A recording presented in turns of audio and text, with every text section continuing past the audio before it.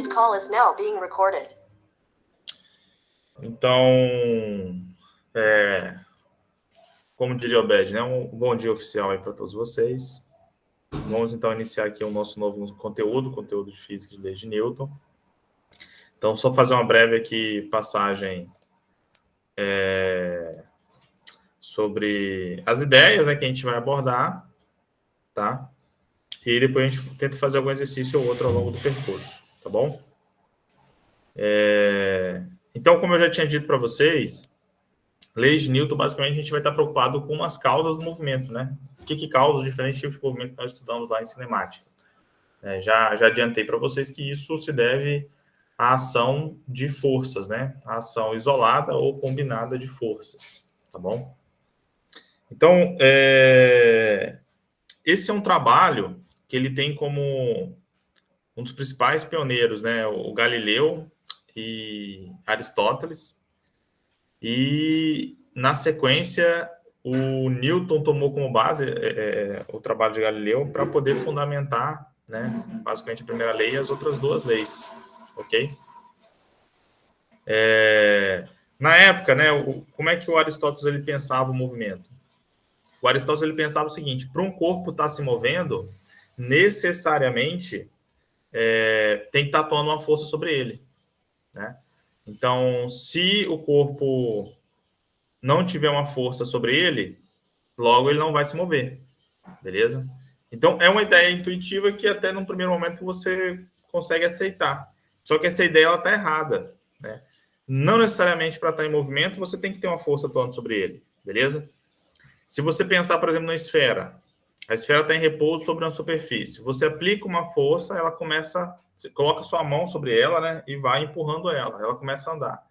Se você tirar sua mão, ela vai parar de andar? Ela vai parar de ficar rolando na superfície? Você concorda que ela vai continuar rolando? Concordam? Fala aí, gente. Até um certo ponto, depois ela vai parar. Perfeito. Então, isso mostra que para um objeto ele estar em movimento, não necessariamente ele tem que ter uma força o tempo todo presente, o tempo todo atuando. Tá? A força ela vai ser, na verdade, o gatilho, né? Tanto para você iniciar o movimento quanto para você cessar o movimento. Mas para permanecer em movimento, você não precisa necessariamente ter uma força presente todo o tempo, beleza? E quem veio quebrar com essa ideia do Aristóteles, veja que Aristóteles ele é Grécia Antiga, né? Enquanto o Galileu já é Idade Moderna. Então, foram muitos anos entre um e outro, né? Então, demorou muito tempo para você poder quebrar esse pensamento de Aristóteles, né? Faço aqui uma ressalva que essas ideias, né, de como se construir ciência, né, nesse período de Aristóteles e até posteriormente, eram muito assim na base da argumentação, da retórica, e você não tinha uma cultura de realizar um experimento para verificar se aquela afirmação que você faz ela tem conexão com a realidade, entende? Então, o Galileu ele é um precursor do que a gente chama assim, de método científico, porque ele traz a experiência, né? Você veja, o Aristóteles ele lança a ideia que ele lança para o objeto estar em movimento tem que ter uma força atuando, beleza? Só que ele não fez experimento, ele não tem um experimento para poder embasar, né, para poder verificar se essa afirmativa que ele faz, se essa hipótese que ele lança, ela é 100% verídica, né? Tá? Então, quem traz esse tipo de estratégia, né, de ação, é o Galileu. Então, o Galileu ele faz a experiência e ele fica, não necessariamente para um corpo estar em movimento tem que ter uma força o tempo todo atuando. E aí, uma das experiências que ele faz, né, é o seguinte: ele pega um objeto, simplesmente ele lança o objeto aqui sobre uma superfície que tem atrito, e esse objeto ele anda a determinada distância, beleza? Ele vai polir essa superfície para diminuir o atrito e lança mais uma vez. O disco aí, no caso da figura, né, ele anda a uma distância maior, beleza? Ele vai polir de novo e vai percebendo que o disco anda a uma distância cada vez maior.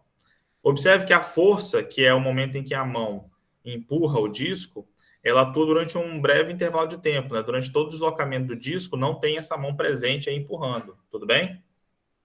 É como se o cara só fosse dar um piteleco no disco ali, tá bom? E aí, o que ele conclui? Ele verifica o seguinte: se eu conseguisse uma superfície que não tem atrito, esse disco, então, ele se deslocaria indefinidamente, porque toda vez que ele vai polir a superfície, o disco anda uma distância cada vez maior. Isso está mostrando, então, que o que está impedindo ele de continuar esse movimento é a existência do atrito, dessa rugosidade presente na superfície. Então, se eu tivesse uma superfície sem atrito, né, no caso sobre o gelo, né, que era uma referência para ele, de uma superfície sem atrito, esse disco ele continuaria em movimento para sempre.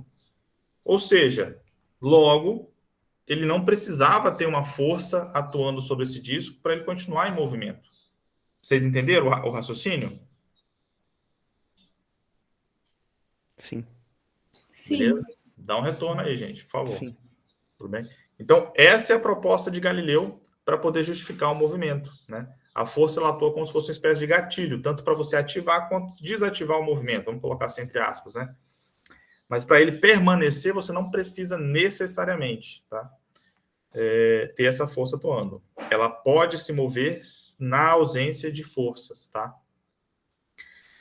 O Newton se apropria dessa ideia, né? Ele estuda Galileu, ele estuda Aristóteles, e aí ele fundamenta o que a gente chama de lei da inércia, que é a primeira lei de Newton. O que ele vai dizer aqui? Basicamente, ele afirma o seguinte: existem dois estados naturais para qualquer corpo que ele vai permanecer na ausência de forças, né? Então, se não tiver nenhuma força, ou se a combinação dessas forças forem nulas, né, existem dois estados que esse corpo pode estar, que são chamados de estados naturais. Né?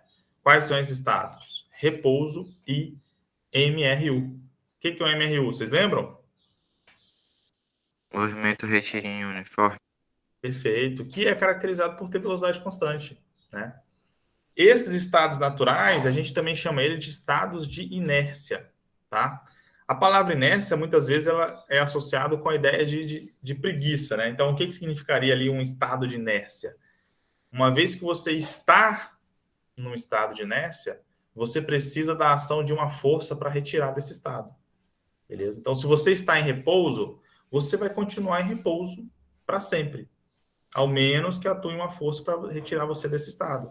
Se você está em velocidade constante, você continuará em velocidade constante para sempre, ao menos que tenha uma força para tirar desse estado. Entendeu? Então, ele está em velocidade constante, em MRU, é um estado natural do sistema. Beleza? Que você não precisa ter uma força atuando. Ele, na ausência de forças, ele pode estar em uma dessas duas configurações. Ou ele está parado, ou ele se move com velocidade constante. Então, o movimento de velocidade constante, ele não precisa ter uma força. Ou se tiver uma força, vai ter que ter mais de uma para uma cancelar a outra. Tá mais ou menos claro o que eu estou querendo dizer, turma? Sim. Beleza. Sim. Então, alguém quiser fazer uma pergunta, pode fazer, tá? Não? Tudo bem. Então, essa primeira lei, normalmente nos livros didáticos, ela é descrita com essa frase aí, né? Essa sentença todo corpo, uma vez no seu estado de inércia, tende a ficar nessa situação, ao menos que uma força atue sobre ele. Beleza? Então, essa é a representação da primeira lei de Newton. Ok? Então, a gente pode ver aqui algumas situações em que a gente encontra essa primeira lei de Newton. Né? Essa primeira figura, ela mostra o quê? É uma sequência aí de imagens. Naturalmente, o motorista ali, né, dirigindo o veículo, ele teve que realizar uma freada brusca. Nisso, o que acontece? O corpo, ele se sente o quê? Com o corpo sendo lançado para frente. Correto? Só que, na verdade, ele não está sendo lançado para frente. O carro está em velocidade constante. Se o carro está em velocidade constante, ele está no estado natural dele. Não é isso? Quando ele freia, atua uma força sobre ele. E aí, o que acontece? O corpo ele tende a permanecer no estado de inércia. Como ele está em velocidade constante, ele tende a permanecer nesse estado. Então, ele, na verdade, ele não é lançado para frente. né? É o carro que reduz a sua velocidade, né? Enquanto o corpo mantém a velocidade para frente. Eu não sei se eu estou conseguindo ser claro no que eu quero dizer. Ele não está sendo lançado para frente, ele só está tentando permanecer no estado, ou seja, na velocidade que ele já se encontrava. Foi o carro que está mudando isso. Então, por isso que ele se sente lançado, porque é o corpo dele buscando permanecer no estado de inércia que ele estava presente. Consegui ser claro, turma? Pode ser honesto, pode perguntar, pode falar, não, professor, não entendi muito bem. Não entendi muito bem, professor. Ok, então, o que eu quero dizer aqui é o seguinte, né? Vamos supor lá, há muito tempo que vocês não pegam ônibus, né? Mas já entraram no ônibus, você está lá no ônibus. Quando o cara, ele freia, quando o ônibus, né? O motorista do ônibus freia, você sente o quê? O seu corpo ser lançado para frente. Da mesma forma, quando o ônibus acelera, você sente o quê? O seu corpo ser lançado para trás. Na verdade, você não é necessariamente lançado, não é que uma força está te empurrando para frente ou para trás. Isso é uma consequência do seu corpo querer permanecer no estado que ele estava. Ele estava no estado inicial, né? Se imagine dentro do ônibus, em pé, e o ônibus com velocidade constante. Então, você, a tantos segundos, o seu corpo desloca alguns metros, né? Mesmo que você esteja em repouso dentro do ônibus, lá de fora você está em movimento. Quando o ônibus ele freia, o seu corpo ele tende a continuar nesse ritmo de deslocamento que você estava. É o ônibus que reduziu, entendeu? Então, o seu corpo, quando ele vai para frente, é ele buscando permanecer nesse ritmo de movimento que ele se encontrava. Mais ou menos? Deu para pegar mais ou menos? Deu. Obrigada. Vamos lá, vou tentar mais alguns aqui, né? Por exemplo, esse acidente que aconteceu aqui, ó. Esse cara, obviamente, não deve ter tomado todos os cuidados com a pedra, né, que estava lá dentro do caminhão. E aí, o que acontece? Deve ter feito uma freada brusca. Os mecanismos de segurança que tinham lá dentro devem ter se rompido. A pedra estava a uma velocidade X. Quando ele freia, a pedra quer continuar nessa velocidade X. Então, por isso que é o caminhão que reduz e a pedra tende a permanecer nisso, entende? Imagina, a pedra está 100 km por hora, junto com o caminhão. Só que aí o caminhão vai, freia e reduz para 80. Só que como a pedra está a 100 e o caminhão agora reduziu para 80, o que você espera que aconteça? Que a pedra vai para frente. Né? Que é a mesma coisa do passageiro, dentro do ônibus. Tá claro, pessoal? Então, nessa que o veículo reduz a sua velocidade, você que está dentro dele tenta permanecer na velocidade que você estava. Então, por isso que você sente esse lançamento. É o seu corpo buscando permanecer no estado de inércia de velocidade constante anterior. Tá? Quando ele reduz e vai para uma nova velocidade, então seu corpo vai se adaptar a um novo estado de inércia. Ok? Esse também aqui é um outro cenário que também se encaixa nessa situação. Beleza? Então, esse processo de você ser lançado para frente numa freada ou lançado para trás no momento de aceleração, isso é uma consequência do sistema querer continuar naquela configuração inercial que ele estava, né? E aí, quando você faz essa aceleração e desaceleração, você produz uma força que vai mudar, mas o seu sistema, como ele tende a continuar no estado inercial antigo, tem como efeito essas situações de você se sentir lançado para frente ou lançado para trás. Tudo bem? Pessoal, tudo bem? Tudo bem. Ok. Beleza. Então, a primeira lei de Newton é isso. Ela é definir os estados inerciais, os estados naturais, os estados na qual, na ausência de forças ou quando a combinação dessas forças são nulas, o corpo vai estar em um deles, né? Quais são os estados naturais aí, inerciais? Fala aí para mim, só ver se estão prestando atenção. Repouso e Repouso e velocidade constante. Perfeito, repouso e velocidade constante, exatamente. E aí, por trás dessa primeira lei de Newton, a gente faz uso do que a gente chama de condição de equilíbrio, tá? A condição de equilíbrio é o seguinte: se a soma das forças for zero, né, esse FR aí, a gente chama isso de força resultante. Força resultante é porque é a soma de todas as forças. Força é uma grandeza vetorial, então vocês já sabem, né, do conteúdo anterior, que uma soma de vetores é diferente de uma soma de escalares, né, uma soma de números, beleza? A gente tem que levar em consideração a orientação dos vetores, tudo bem? Então, ele diz, a condição de equilíbrio é o seguinte: se a força resultante for zero, isso significa duas coisas. Ou esse objeto está em repouso, que a gente chama de equilíbrio estático, ou esse objeto está em equilíbrio dinâmico, que é quando ele está em velocidade constante, tudo bem? Então, primeira lei de Newton define os estados inerciais, beleza? Da primeira lei de Newton, a gente tem a condição de equilíbrio, certo? E o equilíbrio ele pode ser estático ou dinâmico, né? Ele estar em equilíbrio significa que ele está em um dos estados inerciais. Tá claro? A maioria dos livros, eles misturam esses dois conceitos. Eles entendem que a primeira lei de Newton é uma condição de equilíbrio, beleza? Mas alguns autores já vêm fazendo essa mudança de especificar que a primeira lei de Newton se refere apenas a definir os estados inerciais e a condição de equilíbrio é, de fato, uma equação matemática, né, força resultante igual a zero, que conecta o equilíbrio com os estados inerciais. Tá claro, pessoal? Silêncio, silêncio. Não ficou claro, né? Vamos passar, então. Vamos ver o próximo aqui. Vamos aplicar, né? Aqui eu passei já para a segunda lei. Vamos aplicar aqui uma situação. Vamos ver aqui. Deixa eu compartilhar minha tela aqui do tablet. E aí vamos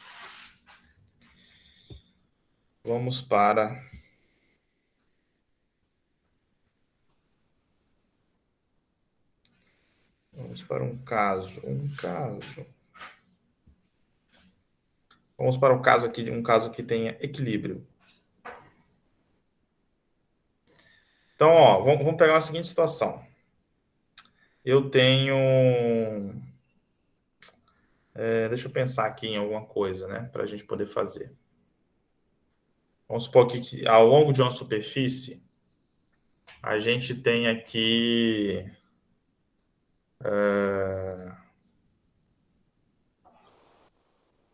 tem um objeto, e nesse objeto aqui, ó, eu tenho algumas cordas que as pessoas aplicam a força. Então, como se fosse um cabo de guerra, tá bom?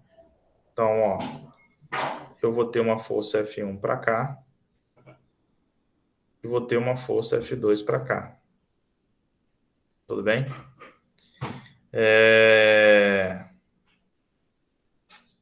Deixa eu fazer o seguinte. Eu tenho um simulador aqui que eu acho que fica mais claro do que eu quero dizer. Só aguarda um momento aí.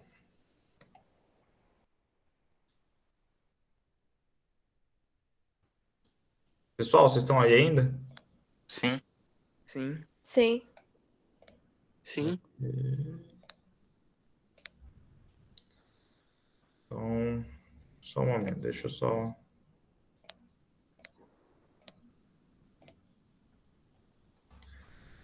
Quero aqui...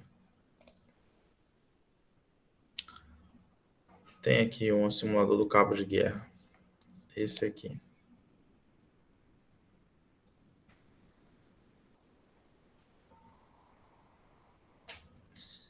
Tá bom.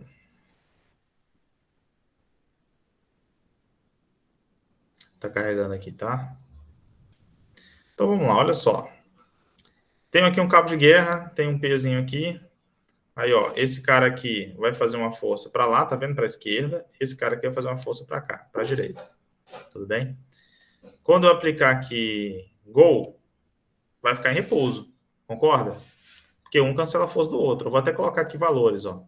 Um puxa o vermelho puxa para a direita com uma força de 50 newtons. E o azul puxa para a esquerda com a força de 50 newtons. Newton aqui eu acho que eu não falei com vocês, né?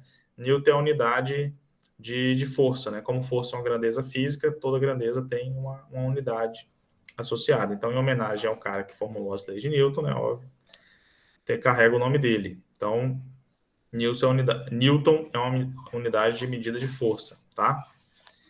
Beleza? Então, ou seja, um aplicou uma força 50 newtons para o lado, um aplicou outra força 50 newtons para o outro, isso aí vai me dar, então, a força resultante zero, tá? Aqui, ó, logo ele está em repouso, tudo bem?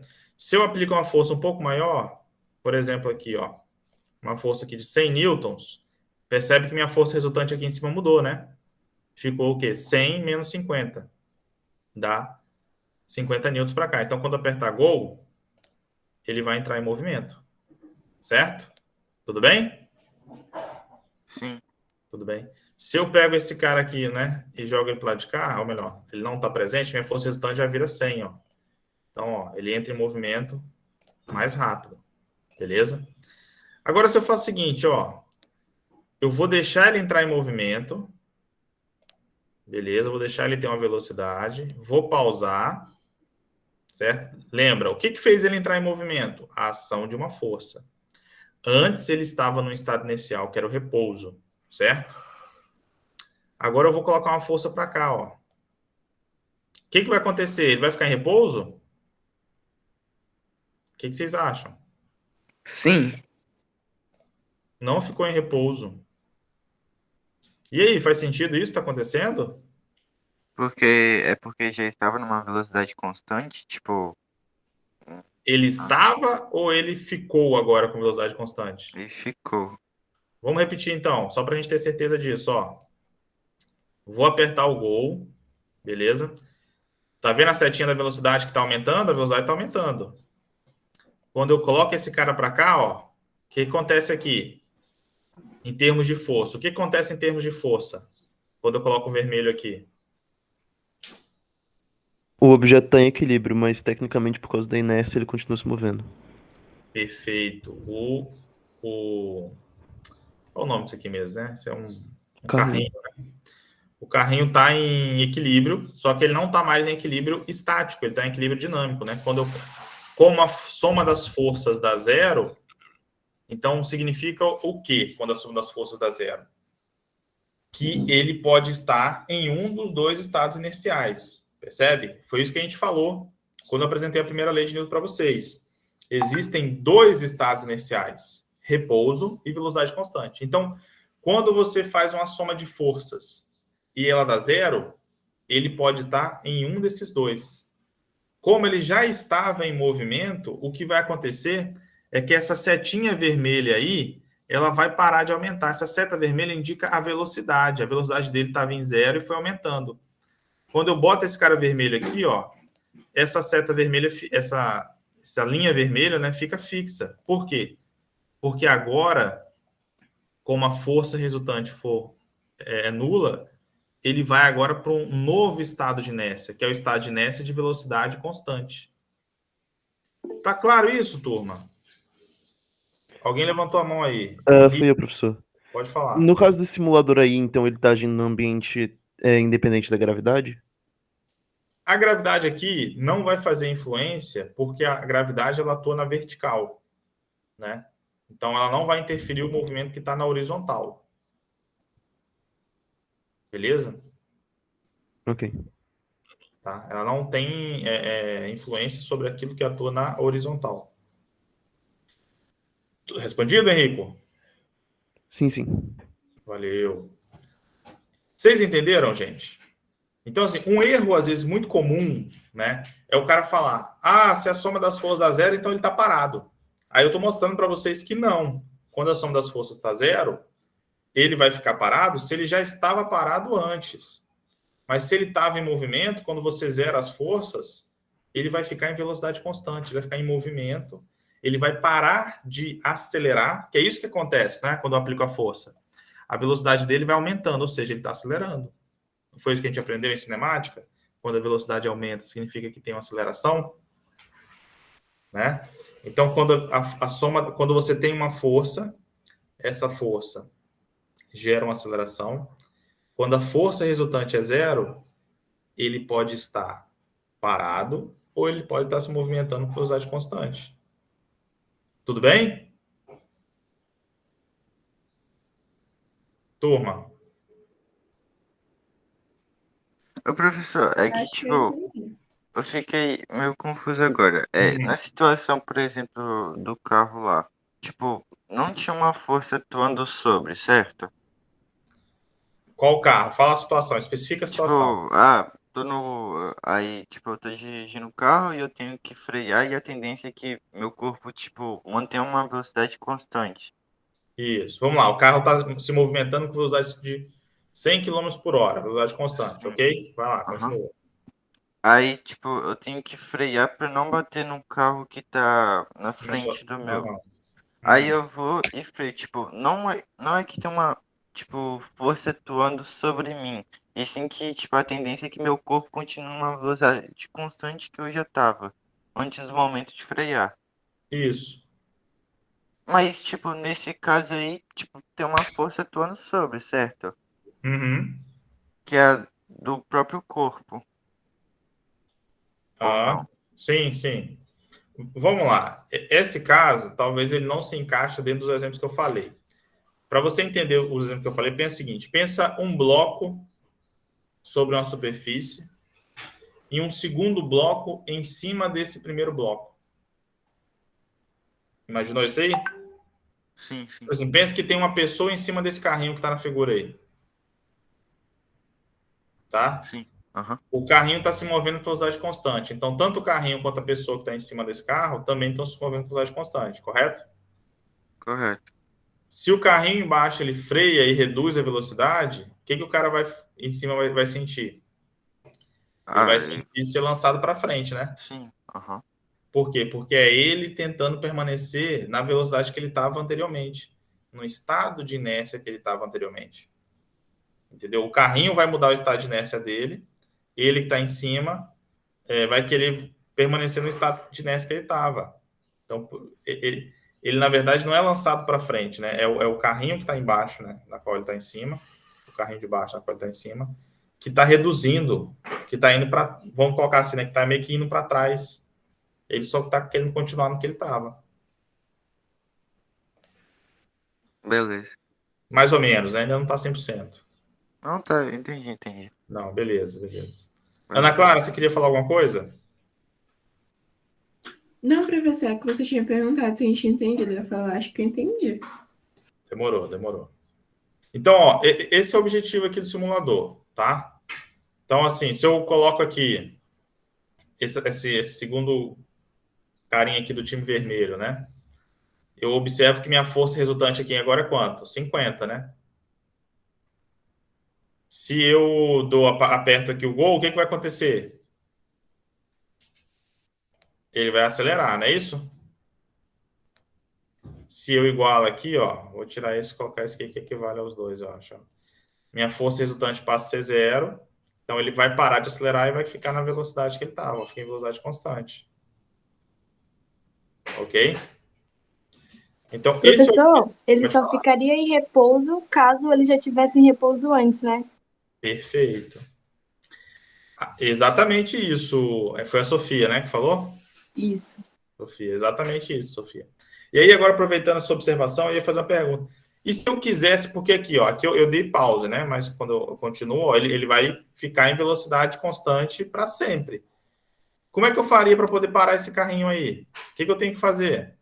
Você ia ter que colocar uma força maior Apontando para onde? para a esquerda. Esquerda. Para a esquerda. Então, vou ter que colocar um time azul mais forte aqui, né? Porque aí o que vai acontecer? Ele vai automaticamente parar? Não, O que vai acontecer? ele vai acelerar? Ele vai acelerar, então ele vai ficar mais rápido? Ele vai ir diminuindo a velocidade dele até ele quase parar e depois ele vai começar a ir na direção oposta. Exatamente. Lembra daquilo? Ó, a velocidade aí está indo para a direita, certo? Quando eu jogo uma força resultante para a esquerda, isso implica numa aceleração para a esquerda. Então, velocidade para a direita, aceleração para a esquerda, tem sinais opostos, logo isso causa uma desaceleração. Tudo bem? Sim. Então vamos dar o gol aqui para ver, ó. Presta atenção na setinha vermelha, tá? Olha lá, ela diminui, zera, e aí começa a acelerar agora para o outro lado. Porque tanto a velocidade quanto a aceleração agora apontam para a esquerda. Entendeu? Então, quando ele só vai ficar em repouso se ele já estava em repouso antes. Se ele se encontrava em movimento e você zera a força resultante, né, ele vai ficar com velocidade constante. Se você quer que ele retorne ao repouso, então você tem que fazer uma força para desacelerar. E aí, quando ele chegar no Mas zero, você para de atuar essa força, tá? Pode isso perguntar não aí. vai ser, tipo assim, e se eu não quiser que ele se mova para a esquerda, só quiser que ele pare, não tem como? Aí você tem que ser preciso. Vamos lá. Vamos fazer o contrário aqui, né? Ele está se movendo agora para a esquerda, certo? Então, eu vou ter que fazer uma força resultante aqui para a direita, né? E aí, ó, quando a setinha chegar no vermelho, eu vou parar de atuar essa força. E aí ele para. Entendeu? Você tem que ter uma precisão na informação. Porque quando eu aplico a força para o lado de lá, isso causa uma desaceleração. Isso vai diminuir a minha velocidade. Quando a minha velocidade chegar em zero, eu paro de atuar essa força. Porque, do contrário, se essa força continua, ele vai passar a acelerar, em vez de ficar em repouso.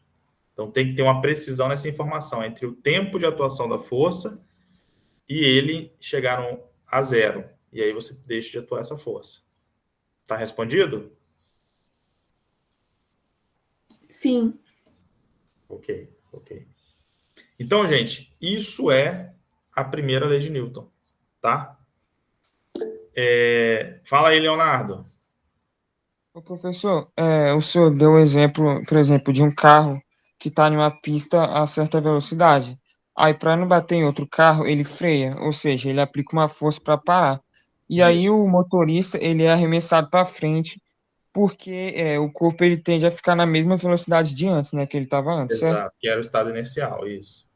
Sim. Então, mas no caso, se um carro estiver em uma pista e, por exemplo, a velocidade for diminuindo lentamente, ou seja, a gasolina está acabando, por exemplo. O carro ele vai diminuindo lentamente a velocidade e o motorista ele não vai sentir a inércia. Ou seja, o carro, numa hora, ele vai ficar parado, vai entrar em repouso sem ação de uma força, né? Perfeito, Leonardo. Muito boa sua observação. O que acontece ali é o seguinte: ele vai estar mudando a configuração dele, ele vai sair de um estado inercial para um outro estado inercial, certo? Só que ele não vai sentir esse efeito, porque isso vai ser lentamente, beleza? Por definição, um estado inercial é isso: é repouso ou velocidade constante. Se ele está a 100 km por hora e vai para 80 km por hora constante, nesse intervalo de 100 para 80 km por hora, ele está mudando de estado de inércia. Só que se isso for feito de maneira lentamente, ele não vai sentir, mas a mudança de estado de inércia vai ocorrer, ok? Certo. Mas Por no isso caso, que, pode falar. o senhor disse que para um carro que estiver em movimento e ele parar, ele precisa preciso aplicar uma força para ele parar, certo? Isso. Então, nessa Mas, situação que você narrou, vai estar atuando uma força sobre ele. Só que vai ser uma força pequena, né? De maneira que ele não vai sentir esse efeito. Entendeu? tá bom, Porque entendi. mesmo que ele vá reduzindo a velocidade lentamente para o cara não sentir esse lançamento do corpo para frente, essa mudança na velocidade ela é causada por uma aceleração, correto? No caso aí, uma desaceleração. E a gente vai ver que a segunda lei de Newton ela faz isso. Se existe uma aceleração ou desaceleração, ela é fruto da aplicação de uma força. Então vai estar presente sobre esse cara uma força. Só que ele não vai conseguir sentir isso. Tá claro aí, Leonardo? Tá claro, Professor, professor. Obrigado. Não, tranquilo. Arthur, por exemplo, se um carro está andando a 100 quilômetros por hora, aí eu freio ele. Aí o carro vai continuar dando para frente por causa que ele não vai frear instantaneamente. Esse também pode ser inércia? Fala de novo aí que eu não entendi. Fala de novo aí. Ó, no caso, eu tenho um carro. Aí Uhum. está andando 100 quilômetros por hora. Entendeu? Uhum. Sim, sim. Aí se eu frear ele vai continuar andando para frente. Isso aí é, É, né? tá. Ele vai continuar dando para frente, só com a velocidade menor, não é isso? É. Não, Então, eu quero frear ele de vez, por exemplo. Eu vi um pato na minha frente. Eu vou frear para não atropelar ele. e ele vai queimar pneu na pista e ele continua indo para frente? Sim, aí É, seria também, pode ser justificado por inércia. Beleza? beleza. Beleza. Ô, professor, mas voltando no exemplo do Leonardo, então o que que fez o carro parar? A força. Toda vez que o cara. Veja só, o cara está a 100 km, vai reduzir para 80, vamos colocar. Só que ele vai fazer essa redução de maneira muito lenta. Mesmo que seja lenta ou rápida, vai estar presente ali uma força, né? Só que em um caso, né, em que o cara se sente lançado, essa força ela tem uma intensidade, no outro vai ser uma intensidade menor, de maneira que ele não vai sentir esse lançamento, mas vai estar presente uma força. Beleza? Beleza. Ok. Professor, Pode só falar, uma pode falar. pergunta. Se eu tô em cima de um carro, aí eu pulo dele, aí eu saio rolando no chão, isso é inércia? Também, pode ser, pode ser. Né? Não o fato de você rolar no chão, né? Mas se você pular de um carro, você vai estar ainda com o movimento desse carro, né? Por exemplo, aqui, ó, tem um videozinho deixa eu ver se eu acho aqui de movimento projétil. Olha só, peraí. Deixa eu ver se eu acho aqui. Vou colocar aqui YouTube.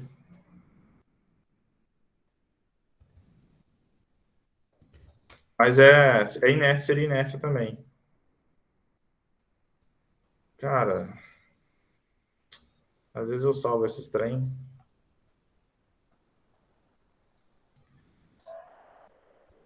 Deixa eu ver aqui. Aí vem a propaganda da Shopee aqui no YouTube. Pera aí. Segura.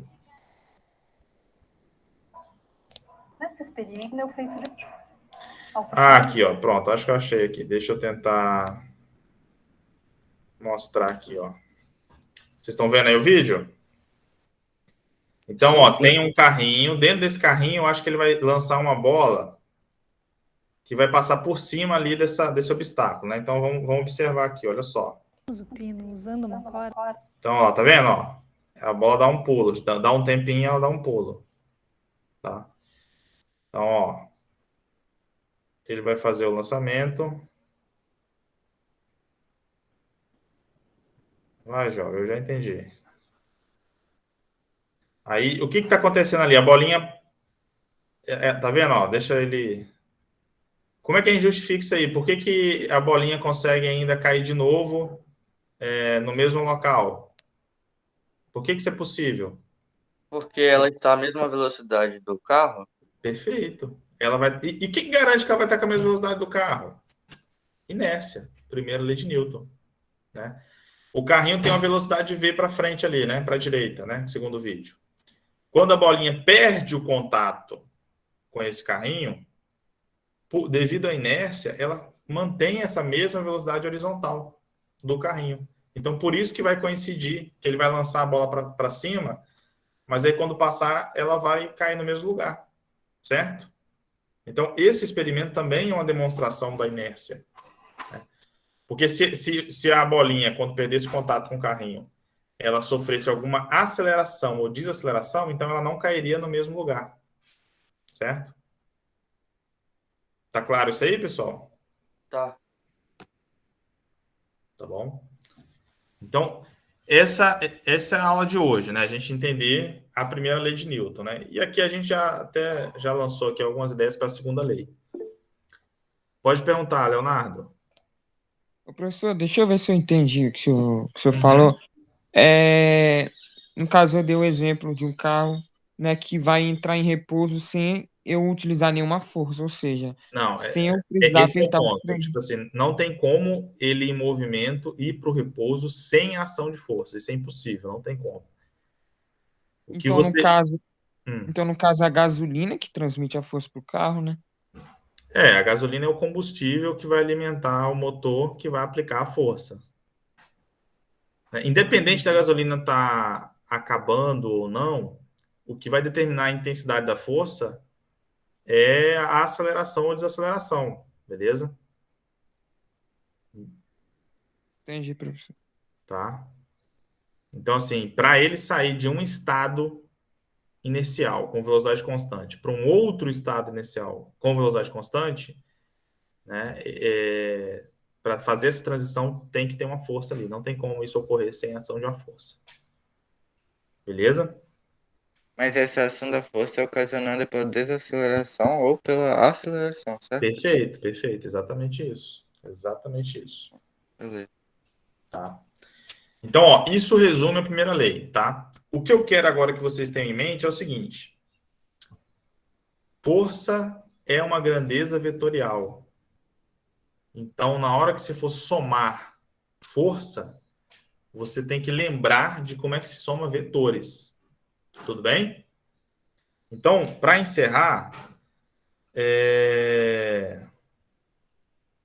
deixa eu só fazer esse comentário aqui sobre isso. Então, vamos supor aqui uma situação aqui, vamos supor um cenário, tá? Eu tenho aqui uma esfera e sobre essa esfera eu tenho 3 forças atuando. Eu tenho uma força aqui, ó, F1 para cá. Eu tenho uma força aqui, ó, F2 para cá. O ângulo entre essas duas forças aqui, vou prolongar elas aqui dentro, ó, é de 90 graus. E eu tenho uma terceira força, F3 para cá. Tudo bem? Estão acompanhando? Aí eu vou falar para vocês o seguinte, ó, a minha força O F3... número não tá aparecendo, não. Ah, tá. Deixa eu cancelar o outro. E aí você vai ver só esse. E agora? Agora tá. Então, ó, tenho essa esfera. Sobre essa esfera eu tenho essas 3 forças. F1, F2, F3. F1 e F2 fazem um ângulo de 90 graus, tá bom? F3 aí tá ao longo aí de uma linha horizontal, vamos colocar assim. Tá?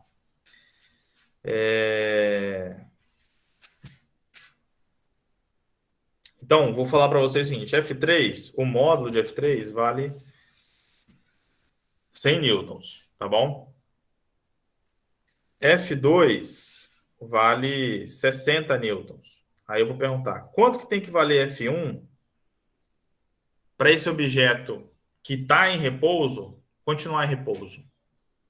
Quanto tem que valer? 40 mil. Quanto que tem que valer? 40 newtons. Não é 40 newtons, não. 60? Também não. Vê, é esse o detalhe que eu quero que você preste atenção. Isso é uma soma vetorial. Né? Vamos lá.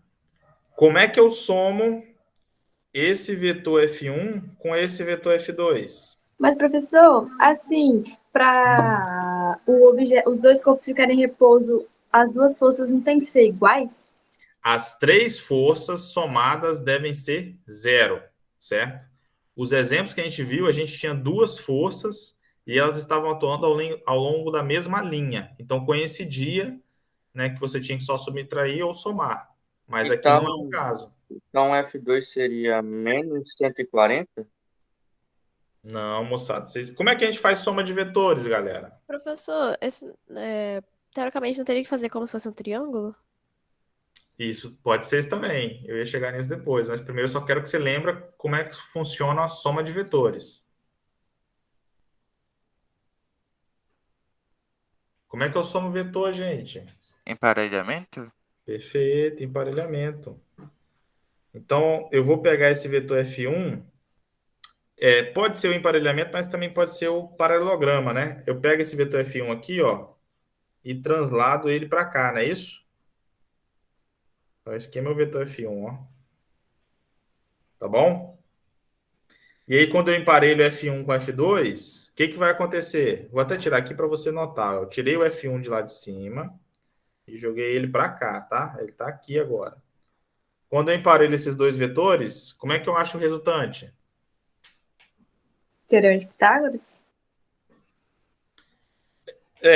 Antes de falar a fórmula, né? Mas quem vai ser o meu vetor resultante? Vai ser da origem do emparelhamento, né? Que é aqui, até o final dele, não é isso? Então, esse vai ser o vetor resultante da soma do vetor 1 com 2. Vou chamar F1, 2. Tudo bem? E aí, eu já sei, eu já de antemão falei que esse ângulo aqui é de 90 graus, tá?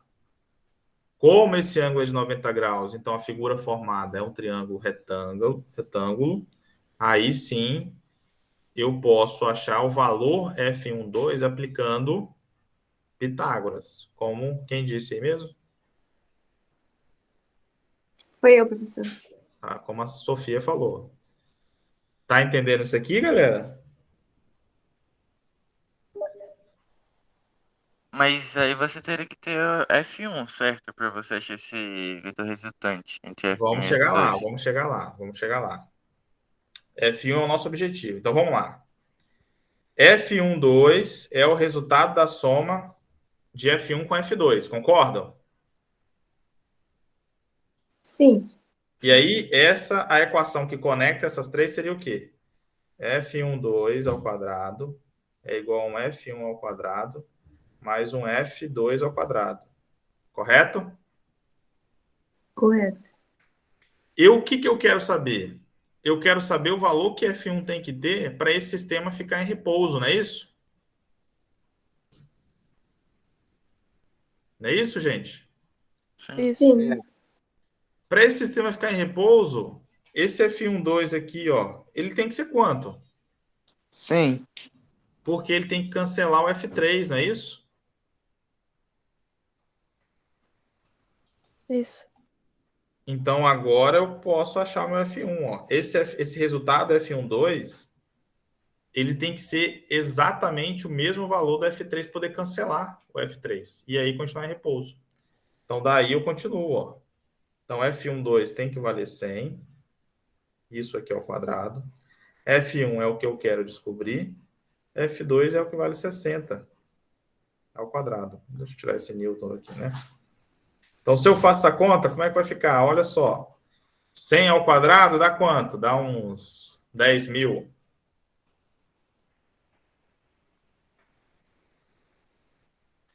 F1 ao quadrado. 60 ao quadrado dá quanto? Isso dá 3.600. Vou trocar aqui o lado, né? Vai ficar 10 mil menos 3.600. Isso vai dar 6.400. Tiro a raiz. Raiz de 6.400 é quanto? 80. Então, meu F1 vale 80 newtons. Então, essa é a força F1. Esse é o valor que F1 tem que ter para o meu sistema permanecer em equilíbrio. Certo? E aí, deu para pegar? Aí um vale 80, outro 100 vamos e fazer o outro desenho aqui, ó. 60. Por Vamos quê, fazer o professor? desenho aqui, ó. Vamos lá. Então, ó, F1 é para cá, tem que ser 80 newtons. F2 é para cá, vale 60 newtons. E o F3 é para cá, vale 100 newtons. Né? Vocês estavam tentando só somar e subtrair. Mas aí eu fiz esse problema só para deixar claro que uma soma vetorial é diferente de uma soma escalar, uma soma de números, né? Então, por que dá esse efeito? Por que não é simplesmente 100 ou uma subtração ou uma soma? Porque é um vetor, gente. Né? Então, para esse lado daqui, ó, eu tenho um vetor de 100 newtons, eu tenho que fazer a soma vetorial desse cara aqui, ó, com esse cara aqui. Entendeu? Então, quando esse ângulo aqui é 90 graus, um é 60 e 80, o resultado dessa soma dos dois é 100 apontando para a direita, que cancela o 100 apontando para a esquerda. Então, é isso que eu quero que vocês prestem atenção, tá? No caráter vetorial da grandeza força.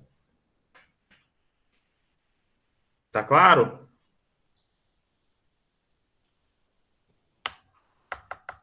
Sim. Beleza, beleza. Tá? Então, eu vou deixar alguns exercícios que tem essa linha de raciocínio para vocês praticarem, beleza?